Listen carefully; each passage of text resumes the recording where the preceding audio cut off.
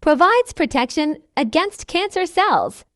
It inhibits the growth of tumors, balances high sugar, strengthens teeth, nourishes bones.